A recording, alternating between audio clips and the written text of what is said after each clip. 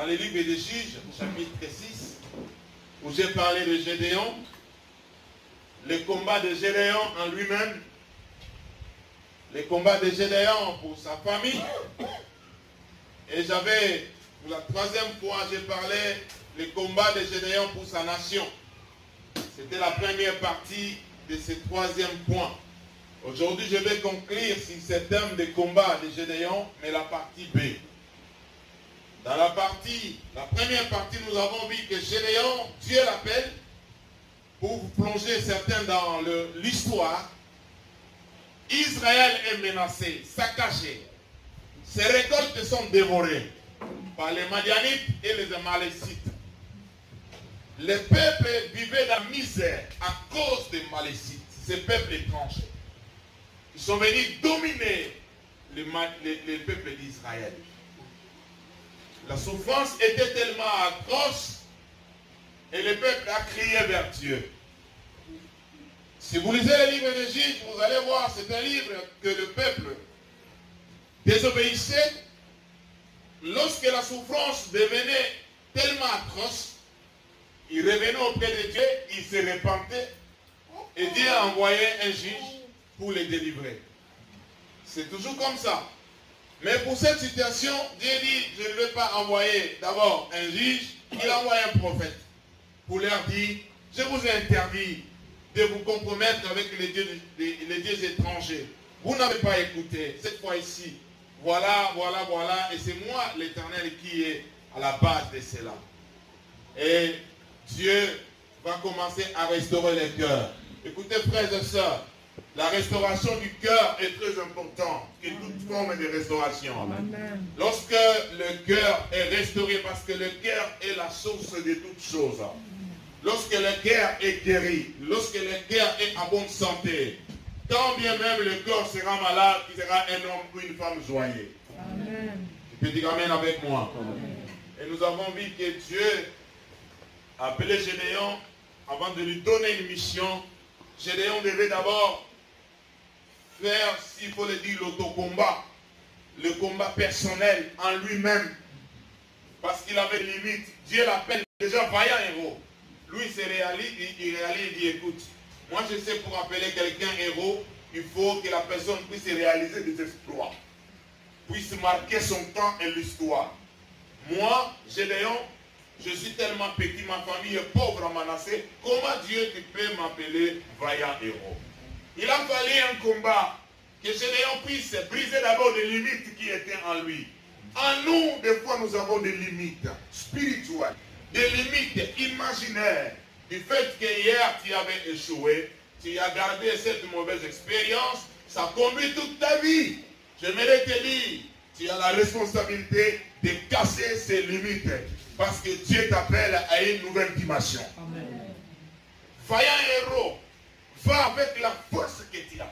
Je serai avec toi. Amen. Et Gédéon a pris les choses en main. Et il est allé maintenant dans sa famille. Frère, nous avons une grande responsabilité dans nos familles. Nous croyants, nous chrétiens, nous pasteurs, nous serviteurs. Il est vrai que je peux prêcher à d'autres personnes. Mais dans nos familles également, il y a des problèmes, il y a des soucis. Il y a des fois des pratiques peu recommandables. Des pratiques liées qui glorifient Satan et l'ennemi. C'est ainsi que Gédéon est allé briser d'abord l'autel de Baal qui appartenait à son papa. Alléluia. Amen. Et ceux qui étaient là, ils ont vu que Gédéon ne l'a pas fait le jour. Il a fait la nuit parce qu'il avait peur. Il a fait la nuit pendant des nuits, beaucoup sur la nuit. Retenez ça, il a fait la nuit. Les gens de la ville, ils dormaient et tout ça. Quand ils sont réveillés le matin, ils ont trouvé que l'autel de Baal et le poteau d'Astarté étaient détruits. Ils ont cherché qui a fait cela. La réclamation. Vous savez, lorsque nous prions même pour nos familles, il dit, je veux voir ma famille bénie. Je veux voir ma famille venir en Christ. Je veux voir mon papa être sauvé. Je veux voir ma maman guérie. Mais les géants qui tiennent ta famille dans la misère, il ne te laissera pas tranquille. Les géants qui rendent ton père ou ta maman malade ne te laissera jamais tranquille. Si ta prière a des échos, Ta maman expérimente la guérison. Ton frère expérimente la restauration. L'ennemi, le diable, va chercher qui est à la base de cela. C'est ce que nous appelons de réclamation. Il va réclamer, il va préparer une contre-attaque pour te faire du mal, pour te bloquer, toi, que Dieu a utilisé pour la délivrance de ta famille. Voilà pourquoi nous avons besoin d'être en protection, en permanence, dans la prière, pour chercher le sang de Jésus-Christ. Alléluia. Ça c'est très important parce qu'il y a des retours et il y a des repris. La Bible nous dit même, lorsqu'on chasse un démon dans la vie d'une personne, ce démon va dans le désert errer. S'il ne trouve pas un endroit pour se reposer, il va retourner là où il était sorti.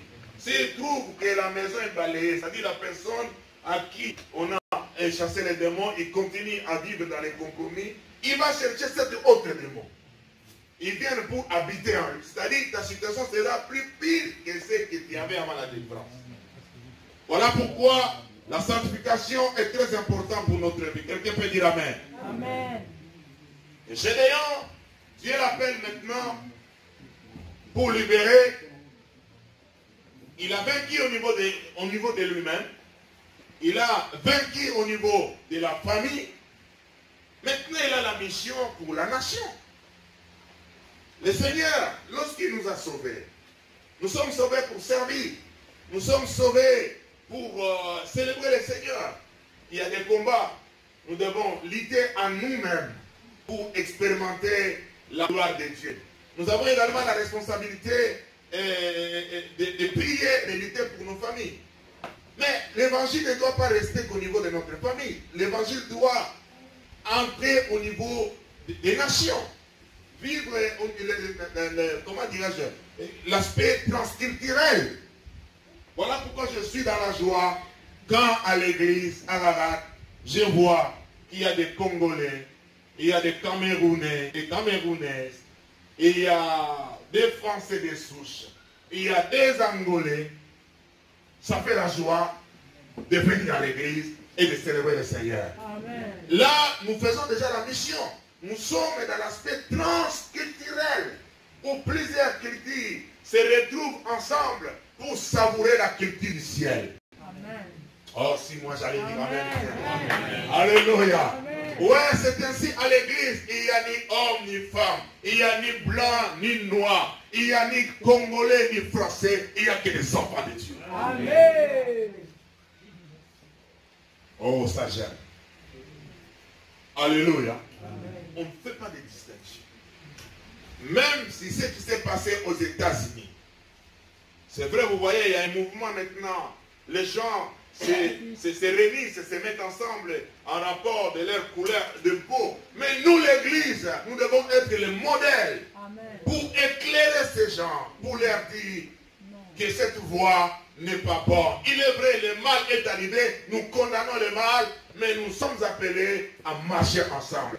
Venez voir ce que Dieu a fait de nous. Alléluia. Amen. Nous sommes frères et sœurs. Je prends la Bible pour lire, faire la lecture d'aujourd'hui. Juge chapitre 7. Je vais commencer par le verset 9 jusqu'à 25 parce que le premier partie, le premier verset, je crois qu'on l'avait déjà lu par rapport, je crois qu'on avait prêché la semaine passée, c'était à Sizoum, où Dieu va demander à Gédéon d'organiser l'armée. Il va prendre... Bon, je vais revenir. Ok, je suis dans Juge chapitre 7, verset 9. Écoutez-moi bien parce que je vais insister sur des petits détails. La Bible dit, j'aimerais aller même au verset 8 parce qu'il y a un élément très important là-bas que vous puissiez retenir. On prit les provisions et les trompettes du peuple. Puis Gédéon envoya tous les hommes d'Israël chez eux, en gardant seulement les hommes.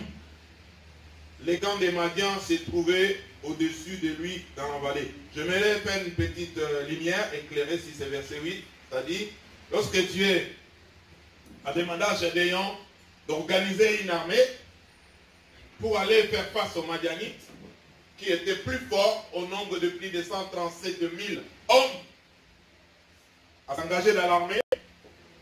La Bible dit même, quand ils venaient, ils étaient comme les cerfs d'abeilles, les groupes d'abeilles. Tu ne pouvais même pas les compter. Gédéon a pris 32 000 hommes. Ah, il était content, il dit, ok, c'est bon. Il est vrai que les nombres, on ne peut pas s'égaler avec les Madianites, mais 32 000 hommes pour moi, ouais, ça donne quand même l'assurance. Ça inspire confiance. Dieu lui dit, ce nombre est tellement nombreux. Beaucoup, j'allais dire. Bon, permettez-moi la tautologie. Si je te laisse, Gédéon, de continuer avec 32 000 hommes, si vous gagnez la victoire, les gens vont se glorifier. Ils vont dire, ah, c'est notre effort personnel. C'est nous-mêmes, nous avons gagné, et ainsi de suite. Il dit, demande à tous les pérés de rentrer. Frère, après la comptabilité, 22 000 hommes, ils sont retournés. Pourquoi? Parce qu'ils étaient de peureux. Frère, le royaume des cieux ne se construit pas avec de peureux. La Bible le dit, le royaume des cieux appartient aux violents. Alléluia. Ce sont des violents qui s'en emparent de beaucoup de choses. Frère, il est vrai, Corona est là. Vous voyez les gens du monde, ils continuent à vivre. Alléluia. Corona est là. Même lorsque Corona avait théorisé, tu ne voyais pas personne, mais il y a des gens qui partaient au marché quand même acheter quelque chose. C'est vrai ou c'est faux? C'est vrai. Bon, je ne sais pas s'il y a des gens qui sont restés chez eux, ils n'avaient rien à manger, mais ils avaient l'argent parce qu'il a tellement peur du Corona. Bon, ça peut arriver. Mais les gens sortaient avec des stratégies, toutes les barrières, toutes les distances mises en place. La Bible dit les pérés, 22 sont partis. Gédéon est resté avec 10 000. Il dit, Seigneur, déjà nous ne sommes pas nombreux. Il n'a pas dit ça, je commande. Ah, nous ne sommes pas nombreux. Tu m'as dit d'aller faire la paix. Je connais ces Madianites qui nous ont causé du tort. Ils sont tellement forts. Ok, 10 000, ça va quand même. Ça va, on peut faire quelque chose. Il veut avancer, le Seigneur dit, écoute, les hommes que tu as là sont tellement nombreux. Je vais te donner un signe. Tellement qu'ils sont fatigués, tellement qu'ils sont là dans la guerre, tu les fais descendre au niveau de l'eau, tu vas remarquer, observer comment les gens vont boire. Ceux qui vont prendre de l'eau et laper comme boire les chiens, comme les chiens lapent l'eau, parce que les chiens lapent. Et quand il lape, il est aux aguets, les chiens. Souvent, je ne sais pas si les chiens d'ici, je parle dans au Congo, les chiens. À tous les chiens. Ouais, les chiens, quand ils voient, il est aux aguets, il surveille, il ne sait pas, il y a quelque chose qui peut arriver. Alléluia. Ah, quelque chose, est-ce qu'il y a un danger, ainsi de suite. Les gens là qui vont laper comme les chiens, ce sont les gens que tu vas garder avec toi. Mais ceux qui vont se livrer, il y a des gens peut-être qui vont entrer d'abord pour nager, pour, je ne sais pas. Il y a des ceux, la Bible dit, il y a des ceux qui se sont mis à genoux pour boire. Il dit, ah, j'ai beaucoup souffert, ça fait longtemps que j'ai cherché de l'eau. Ça fait longtemps, il n'y avait pas la semoule, maintenant je vais casser tout. Ça fait longtemps, ces vêtements, je cherchais ces vêtements, maintenant je suis tombé sur Yoshi. Je vais croquer à mort. Ah, c'est le temps, le confinement nous a mis en épargne. Il n'y avait pas l'occasion de danser. Je vais danser jusqu'à casser toute la hanche. Mets-le de côté. Prends que de la paix. Dis avec moi de la paix. De la paix d'eau. L'église a besoin de la paix d'eau. Les gens qui sont toujours aux aguets. Il a comme s'il n'a pas. Alléluia. Et alléluia. Amen. Il est devant l'eau, il boit. Il est en train de boire, mais comme s'il ne boit pas. Il est toujours aux aguets. Pourquoi? Parce que la guerre est en face. Il n'était pas loin des Amalécites. Il y avait quelques mètres, parce qu'ils étaient sur la montagne, les Amalécites étaient là au niveau des vallées. Et vous devez savoir que toujours dans la géographie, l'eau ne se trouve pas souvent sur la montagne, c'est dans la vallée. Donc du fait qu'ils étaient dans l'eau, dans la vallée, ils étaient plus proches encore des Madianites. Et ils devaient être aux aguets, parce que l'ennemi peut surgir. Comment toi tu vas en guerre? Comment toi tu es un soldat? Tu es armé. Et tu tombes devant, la nourriture devant, et tu abandonnes même l'arme qui commence à récupérer. Non, non, l'ennemi peut venir t'arrêter et récupérer même ton arme. Gédéon est resté avec 300 la perte d'eau. Dieu dit, c'est avec ces gens que tu vas gagner le Madian. Écoutez-moi, vous dites, frère, des fois, nous pensons que Dieu se manifeste que dans le nombre de gens. Vous savez, beaucoup de gens, pour aller même dans une église, ils vont demander, est-ce qu'ils sont nombreux dans cette église? J'aimerais vous dire, bien aimé, l'affaire du nombre n'est pas, comment dirais-je, n'est pas parallèle, ne signifie pas la gloire de Dieu, ne symbolise pas la présence de Dieu. La Bible dit là où 2 ou 3 personnes sont réunies en son nom, Dieu est là. L'été, c'est déjà le pluriel. Frère, arrête-toi de penser pour réussir dans la vie, il faut avoir toujours beaucoup. Avec les paix que tu as, tu peux réussir.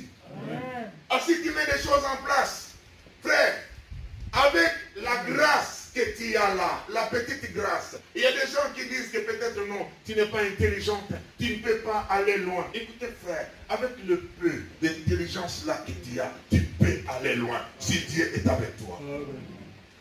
Ce n'est pas les noms. Les gens, ils sont frappés par les noms, mais Dieu n'est pas frappé par les noms. Dieu regarde le cœur, Dieu regarde la paix. Parce que dans les nombres, il y a de peureux. Dans les nombres, il y a des gens qui se livrent facilement, qui n'ont pas la personnalité, qui n'ont pas l'identité. Le dimanche, aller à l'église, on voit que c'est un chrétien. Il se retrouve le week-end dans une fête. Oh, tu ne le reconnais même plus. Il danse plus même l'organisateur de la fête. Il va chercher à s'habiller plus même les mariés et la mariée. Parce qu'il a trouvé l'occasion de le passer. Est-ce que vous comprenez? Ça, c'est pas un lapin d'eau. Alléluia. C'est pas un lapin d'eau. Un lapin d'eau s'habille comme si c'est pas habillé. Alléluia. Il est là comme s'il n'est pas là. Un lapin d'eau. Toujours osé. Tu pars à la fête. Tu étais le premier arrivé, tu seras le dernier à quitter la salle.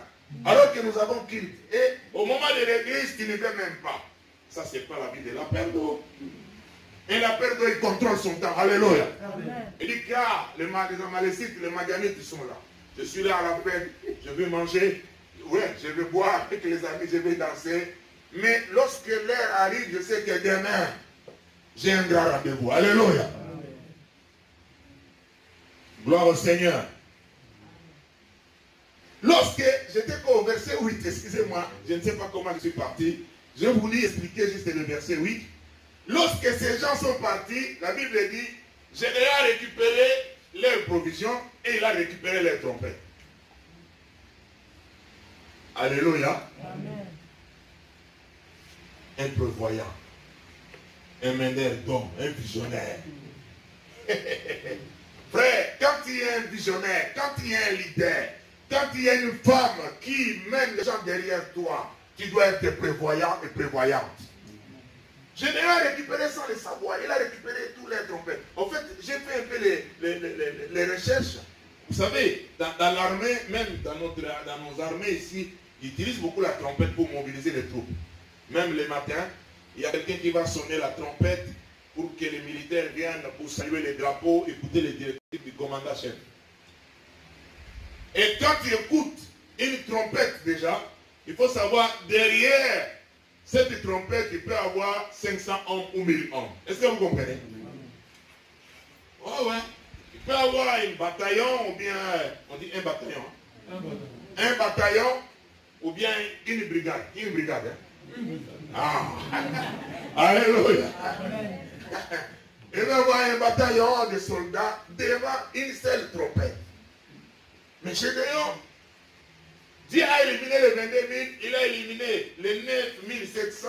Gédéon récupère d'abord leurs provisions. Il dit, écoute, mes hommes doivent bien manger. Alléluia. Amen. Vous rentrez à la maison, vous trouverez la nourriture. Allez, donnez vos provisions ici. Il a récupéré également les trompettes. Là maintenant, je continue. Retenez ça. Je continue la lecture, le verset 9. L'Éternel dit à Gédéon, pendant la nuit, dis avec moi pendant la nuit, lève-toi, descends au camp des Madianites car je l'ai livré entre tes mains. Si tu as peur d'y descendre, vas-y avec ton serviteur Pura. Tu écouteras ce qu'ils diront, et après cela, tes mains seront fortifiées. Descendons au camp. Gédéon descendit avec son serviteur Pura jusqu'au avant-poste du camp. Les Madianites, les Amalécites et tous les nomades de l'Est étaient dispersés dans la vallée comme un essaim de sauterelles. Et leurs chameaux étaient innombrables. Innombrables, c'est-à-dire beaucoup. C'est-à-dire qu'il ne peut pas les nombrer, les compter. Alléluia. Comme le sable qui est au bord de la mer. Ça, c'est le nombre des chameaux. Hein? Il dit qu'il y avait des chameaux comme le nombre du sable qui sont au bord de la mer. Et quand on parle du chameau, c'est-à-dire on voit déjà un soldat qui doit monter. Alléluia. Donc, tu ne peux même pas compter le nombre de soldats. Mais Gédéon est resté avec combien de soldats? 300. Lorsque Gédéon arriva, un homme était en train de raconter un rêve à son camarade. Il disait, j'ai fait un rêve. J'y voyais un gâteau de pain d'orge roulé dans les camps de Madian. Il est venu heurter la tente et elle est tombée. Il l'a retourné sens dessus-dessous. Elle a été démolie. Son camarade répondit, ce n'est rien d'autre que l'épée de Gédéon, fils de Joas, l'Israélite.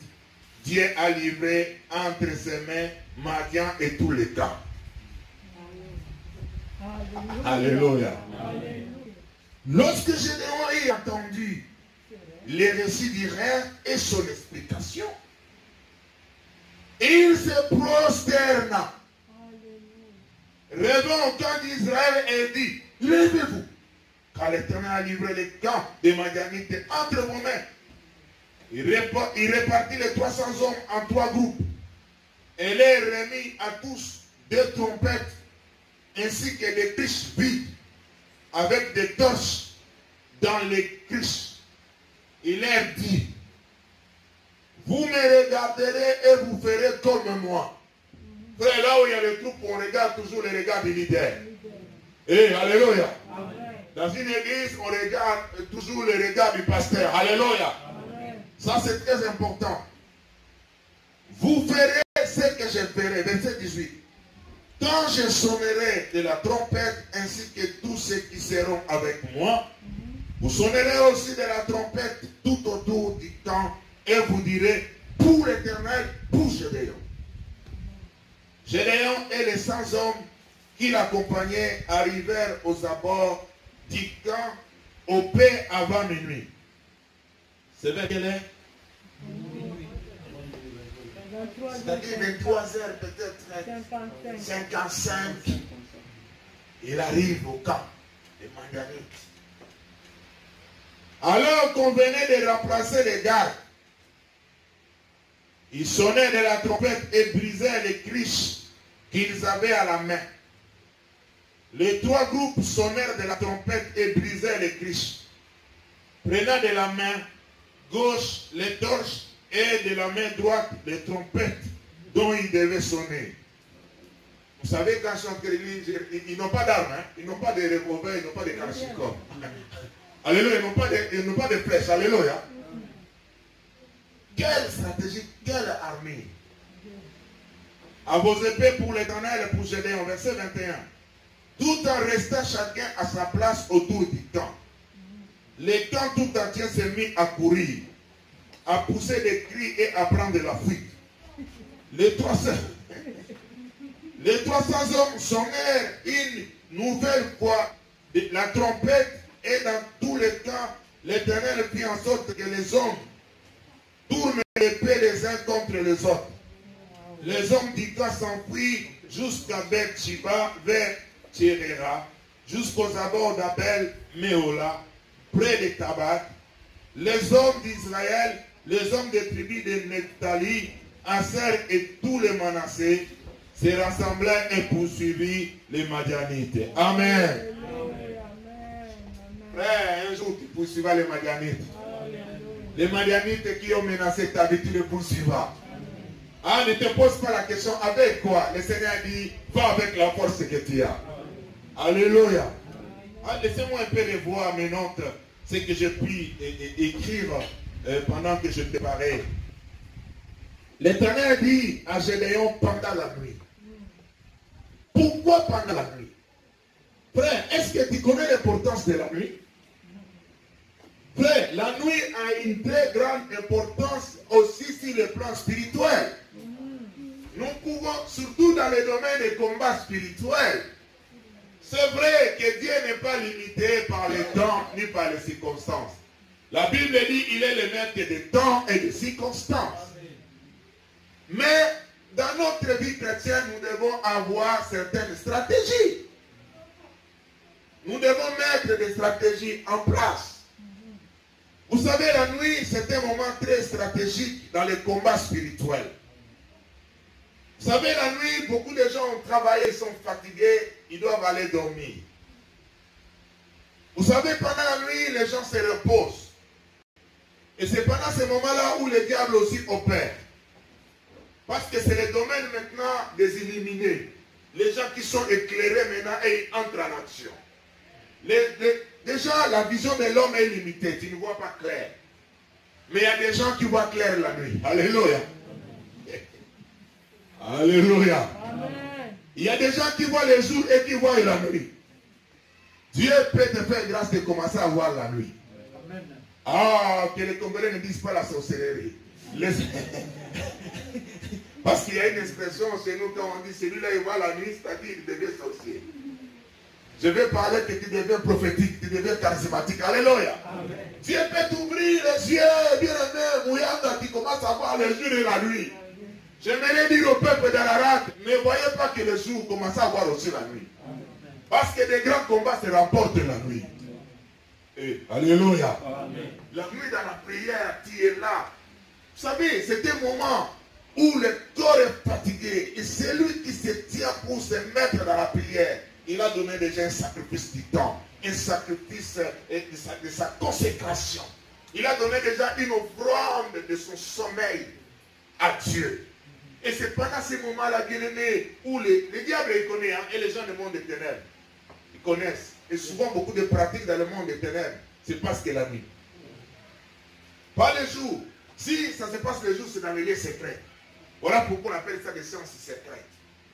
Pas seulement se cacher, mais parce que leurs procédés, ils ont gardé ça. Pour comprendre ça, il faut entrer dedans. Et pendant la nuit, c'est le moment où la journée comme ça, tout le monde est actif. Et l'ennemi, lui, il cherche la nuit, le moment là pour opérer. Et c'est pendant ces moments-là que Dieu va demander à Gédéon de se tenir debout. Et vous allez vous souvenir que avant que Gédéon puisse détruire l'autel de son papa, il n'a pas détruit pendant le jour. Il a détruit pendant la nuit. Pendant que les gens de la ville dormaient. Bien aimé, des grandes choses se passent la nuit. La Bible dit même, Dieu nous prépare l'avenir, prépare des bénédictions à ses enfants la nuit pendant qu'ils dorment. Amen. Alléluia. Pendant que tu es en train de dormir, Dieu est en train de préparer le lendemain pour toi. Frère, la nuit, ne dormez pas que pour dormir. Nous devons aussi veiller dans la prière. Alléluia. Amen. Ouais, ne pense pas que la prière doit être faite que le jour. La prière peut se faire aussi la nuit. Beaucoup de choses passent inaperçues pendant la nuit. Pendant la nuit, bien-aimé, tu peux te lever pour renverser les pratiques qui se passent quelque part contre toi pendant la nuit. Amen. Alléluia. Amen. Tu vois ta maison est en train de brûler. Toi tu dors parce que c'est pendant la nuit. C'est vrai ça? Ta maison vient de prendre feu. Tu dis que non, moi je vais dormir, j'ai sommeil. Tu vas quand même avec la maison. C'est-à-dire quand la maison est en feu, moi je ne dors pas. je deviens d'abord un pompier. Le premier secours. Alléluia. Je vais chercher d'abord soit à alerter, à informer, à sécuriser les lieux avant que les pompiers arrivent avec tous les matériels. Avant que les pasteurs arrivent pour te soutenir. Avant que les mamans de l'église arrivent pour te secourir. Toi, sois un sauveteur. Amen. Informe, alerte et sécurise. Amen. Comment? Dans la prière. Et, alléluia. Toi-même dans la prière, sécurise d'abord. Frère, il ne faut pas être ce chrétien-là qui vit et pour, à cause de la prière des pasteurs et de l'autre frère. Non, et tes propres prières. Tu dois avoir toi-même des stocks de prières, le jour comme la nuit. Ne vivez pas que ta vie ne puisse pas dépendre que dans l'équipe d'adoration les dimanches, ou ce que nous faisons en ligne. C'est clair. Ça c'est collectif. Ouais. Mais la vie personnelle. Alléluia. Amen. Donc pour dire que nous devons veiller. J'aimerais souligner un autre élément. Vous savez les combats que nous rencontrons des fois dans la vie, les combats que tu peux livrer même pour la nation, pour ta famille. Il ne faut pas penser que ce combat-là sera nécessairement un combat physique, sera nécessairement un combat que tu dois voir. Il y a certains combats qui sont invisibles. Alléluia. Et la guerre, tu peux remporter la guerre rien que par de simples paroles. Et alléluia. Amen. Écoutez, j'ai d'ailleurs ici, on ne mentionne pas qu'il avait les bombes atomiques, il n'avait pas de chars, il n'avait pas... Non, non, non. Vous savez comment Dieu a livré les Madianites? Nous venons de lire. Dieu donne l'instruction. La victoire commence d'abord par écouter ce que Dieu dit. La Bible dit que dans Romains 10, 17, la foi vient de ce qu'on attend. Et ce qu'on attend vient de la parole de Christ. C'est-à-dire du roi. Frère, nous sommes la conséquence ou le fruit de ce que nous attendons. Amen. Ce que tu écoutes va influencer ta vie, influencer ta destinée. Voilà pourquoi, bien aimé, il faut choisir, il faut trier les choses à écouter et à ne pas écouter. Il ne faut pas donner ton oreille à n'importe qui parce que ça va conditionner ta foi. La foi, en fait, c'est la confiance. La Bible dit, la foi vient de ce qu'on attend, mais là, on parle de la foi en Christ, c'est-à-dire la foi en Dieu. Mais la confiance, tu peux avoir confiance en quelqu'un parce que tu l'as beaucoup écouté. Hein? Même ses bêtises, tu commences à l'accepter. Hey, alléluia. Amen. Même ces bêtises, pour toi, ça devient normal parce que tu l'as beaucoup écouté, tu as maintenant confiance à ses paroles. C'est ça la foi. Tu as confiance. Et la victoire, il entre dans la victoire d'abord seulement parce qu'il a écouté Dieu. Dieu lui dit, lève-toi, Gédéon, la nuit. Va dans les camps des Madianites. Si tu as peur, prends ton serviteur. Alléluia. Amen. Ne panique pas si à un moment tu as peur. Tout le monde peut avoir peur. Le pasteur aussi peut avoir peur. Alléluia. Amen. Et si j'ai un serviteur de côté, nous pouvons aller ensemble.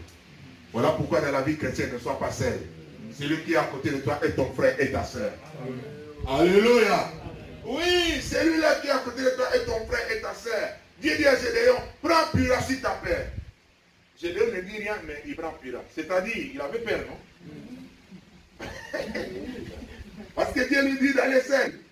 Mais Dieu souligne, si tu as peur, prends Pura ton serviteur. Gédéon prend Pura. Donc, là nous entrons dans le syllogisme. Alléluia. Donc, Gédéon avait peur. Gédéon arrive.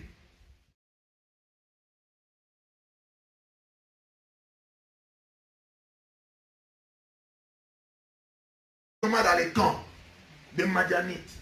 Et frère, Dieu change les gens. Dieu est capable de prendre un faible et il le fait transformer en un homme fort.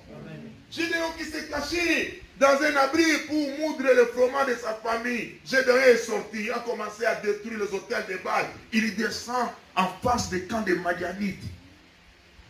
Frère, un jour, voilà pourquoi dans la vie, Dieu peut changer la vie de quelqu'un du jour au lendemain. Hier, il était faible, aujourd'hui, il devient fort. Mais les hommes qui ne sont pas spirituels, ils vont les calculer par rapport à hier. Alors que les Gédéons d'hier n'est pas les Gédéons d'aujourd'hui. Les Gédéons d'aujourd'hui est capable de renverser les auteurs de Baal. Les Gédéons d'aujourd'hui est capable d'aller avec Pira en face des camps de Madiané. Et alléluia. Je déclare que tu iras en face des camps de Madianites. Les combats que tu livrais de loin, tu les livras maintenant en face. Et tu ne te battras pas avec le physique, avec la force. Tu te battras que spirituellement. Gédéon arrive au camp et l'écoute. Deux Madianites en train de converser. Je ne sais pas où il était caché. Alléluia. Ah, ils sont en train de parler. Ils sont en train de discuter. Il dit, moi, les rêves que j'ai fait aujourd'hui, j'ai vu un gâteau. Le gâteau avec les roches. Ça tournait, ça vient, ça tapait les murs, tout ça. Et le gâteau s'est tourné, s'est embrouillé ainsi de suite. L'autre donne l'explication. Il dit le gâteau là, ça doit être, ça c'est l'armée de Gédéon. C'est-à-dire Dieu a donné la victoire à Gédéon contre nous. Alléluia. Il ne combattra pas.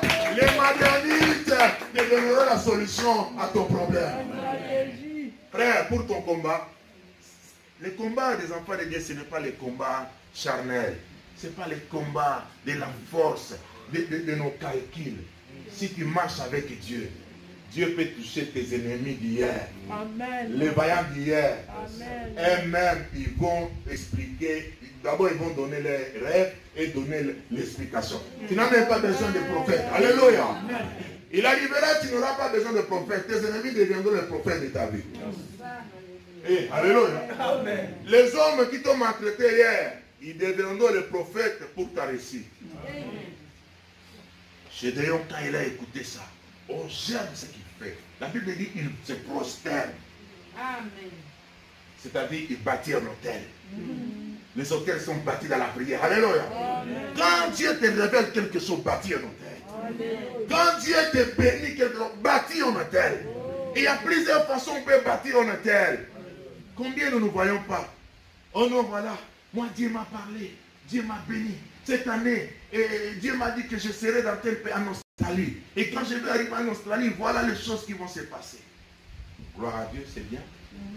Mais quand tu reçois une telle révélation, il faut les sceller. Comment il faut les sceller? Il faut les sceller comme Abraham. Abraham, à chaque son parcours, là où Dieu lui parlait, il construisait. Mais toi, tu n'as pas besoin de devenir un maçon pour construire. Tu construis dans la prière à genoux. Alléluia. Tu veux construire avec une offrande. Alléluia. Il dit, ah, Dieu m'a parlé, j'ai reçu la révélation. Seigneur, je viens avec cette offrande, je dépose devant l'autel. Je scelle cela, Seigneur, je sais que tu vas l'accomplir. Mais aujourd'hui, les chrétiens aujourd'hui, ils reçoivent une révélation, ils prennent d'abord le téléphone. Ils prennent sur Facebook, tac, moi, Dieu m'a cette année. Alléluia. Direct, Facebook, réseaux sociaux, il appelle, je ne sais pas, frère. Tu n'as même pas scellé, tu n'as pas construit même l'autel, tu n'as même pas donné la gloire à Dieu. Directement, tu commences à donner la gloire aux hommes. Tu commences à partager. Et Dieu n'aime pas partager sa gloire avec quelqu'un. Voilà pourquoi beaucoup de gens, ils ont reçu des révélations, des solutions. Mais après, pas eux-mêmes, ils ont fermé. Alléluia. Amen. Je ne sais pas si c'était toi. Dieu, tu arrives à ces moments comme ça. Dieu te livre. Il dit, tu écoutes même tes ennemis prophétiser. Répondre à ton problème. Que voilà, Dieu a livré le camp, notre camp à Gédéon, à l'armée d'Israël. Qu'est-ce que tu dois faire? Nous, les hommes très spirituels, surtout nous les pentecôtistes, nous aimons beaucoup le Saint-Esprit, nous parlons en langue. Directement, tu entres et dis, si c'était moi, je n'allais pas peut-être retourner encore aller chercher. J'allais commencer à les appeler là où j'ai écouté. Hé, venez ici, venez vite. Parce que c'est Dieu qui a parlé. Frère, dans les combats, dans la vie chrétienne, même si tu reçois une révélation, ça demande aussi la préparation et la sagesse. Amen. Hey, alléluia. La préparation. Tu as reçu la révélation, tu seras en Australie. Commence d'abord à chercher le passeport. Alléluia. Amen. cherche le passeport, entre sur Internet, prends les renseignements, comment tu peux avoir le visa. Il y a les visas pour les étudiants, pour les travailleurs, où sont les conditions. Mais moi Dieu m'a dit je serai en Australie, tu n'iras pas. Même si la prophétie est vraie, si tu n'as pas le passeport, tu ne pars pas. Les choses déjà établies sont l'affaire. Tu ne vas pas obliger Dieu de venir te fabriquer un passeport, le passeport du royaume de ciel pour aller en Australie. Tu ne partiras pas. La prophétie mourra là, tu mourras avec ta prophétie. Alléluia. J'ai déjà commencé la préparation. Vous savez comment il a commencé la préparation? C'est pour voir comment il était prévoyant. Lorsque Dieu a dit, fais retourner tous ces hommes, je dois récupérer les trompettes. N'est-ce pas ça la préparation? Il a récupéré leurs provisions. Et quand il arrive avec ces hommes, il dit, écoutez, le Seigneur nous a livrés, mais il faut de l'ordre. Alléluia. Vous devez m'écouter. Alléluia. Frère, dans la bergerie, les brebis écoutent leur berger. La voix du berger. Alléluia. Ça c'est très important. Même dans le leadership. Si vous avez un meneur d'homme, un leader, vous devez l'écouter parce que le leader voit loin avant tout le monde. Gédéon, il rentre dans le directif. Il dit, écoute, prenez vos torches, prenez vos criches, prenez vos trompettes. Vous allez m'écouter. Nous irons jusqu'à leur présence. Quand moi je vais sonner une trompette, vous autres, vous sonnez. Vous savez la stratégie c'est quoi? Gédéon veut semer la confusion dans les cas des Madianites. Ma prière que tu sèmes la confusion dans leur cas. Ça fait longtemps ils ont semé la confusion dans ta famille. Il est arrivé le moment que tu sèmes dans leur cas. Avec des moyens plus faibles. Frère, Dieu des fois délivre avec des moyens plus faibles. Dieu peut te bénir avec des moyens plus faibles. Ce n'est pas avec des moyens tellement colossaux, tu penses comme les hommes pensent. Écoutez, la Bible dit, ils sont descendus. Ils sont arrivés en face. Lorsque, vous savez, j'essaie un peu de vous expliquer la scène. La scène c'est quoi? Nous sommes à peine minuit. C'est-à-dire, ils sont en train de dormir. Alléluia. Alléluia. Amen. La garde qui était là, la garde est partie. C'est à ce moment-là. Et toute l'armée, ils sont en train de dormir. Est-ce que tu peux imaginer? Quand tu es en train de dormir la nuit, quelqu'un entre dans ta chambre, il sonne une trompette. Parce que dans quelle sera ta réaction? Tu vas sauter de ton sommeil. Tu vas oublier même la porte pour sortir. Surtout si tu ne connais pas la personne en question. Tu vois déjà la trompette sonner comme ça. Tu regardes la personne incognito. Tu vas chercher la fenêtre, frère. Tu vas oublier que tu habites au 6e étage. Parce que déjà tu es traumatisé. Tu étais en train de dormir. Quand Gédéon sonne, les 300 personnes, chacune d'eux, la Bible dit, chacune d'eux avait une trompette. Il faut déjà réaliser au niveau des calculs. Quand une trompette sonne, c'est qu'il y a un bataillon derrière. Alléluia. Déjà, ils sont en plein sommeil. Ils écoutent l'attentissement de 300 trompettes. Ah, c'est-à-dire il y a 300 bataillons ici derrière. Chacun se réveille pour prendre sa fuite. Au moment où ils sortent de leur maison pour sortir, ils trouvent des torches. Des lampes. Alléluia. J'ai vu ces stratégies-là, les gens qui ont fait la guerre à l'est du Congo. Tu sais ce qu'ils faisaient? J'ai regardé ça là-bas. Ils prenaient des vaches. Ils ont mis des lampes sur des vaches. Et les vaches entraient partout dans la forêt. Les gens qui étaient là pensaient que ça c'était des militaires qui étaient partout. C'était des vaches à qui on a mis des lampes. Ça semait la terreur. C'était peut-être 5 personnes. Et ils ont pris fuite. Déjà traumatisés par la trompette. Ils se réveillent comme ça en sortant. Les gens crient. Le paix pour l'Éternel, le paix pour Gédéon. Il y a des lampes torches partout. Et il y a des criches. En sorte, ils tapent des criches par terre. Frère, quelle stratégie, alléluia. Amen. La Bible dit, chacun, les Madianites, ils ont pris fuite, ils ont commencé à se donner les épées entre eux. Laissez-moi dire, les Madianites là, qui t'ont combattu, ils vont se donner, s'entretuer eux-mêmes. Tu ne les toucheras pas. Alléluia. Tu sonneras que la trompette. Alléluia. C'est quoi la trompette? La trompette, c'est la parole de Dieu. La trompette, c'est l'évangile. La trompette, c'est les témoignages que nous pouvons rendre en Jésus-Christ. Alléluia. Frère, la trompette peut être aussi les déclarations. Frère, il faut apprendre à déclarer, à parler dans la prière. Une situation est là, il faut sonner la trompette. Ils ont sonné. Beaucoup de chrétiens aujourd'hui, ils ont perdu, ils n'ont pas le courage de sonner la trompette. J'ai essayé de voir que Jéricho était pris. Il y avait 7 prêtres pour renverser Jéricho qui avait sonné la trompette. Ils n'avaient que 7 trompettes pour que Jéricho tombe. Mais pour ce cas ici, il y avait 300. Donc la panique était totale dans les cas des Madianites.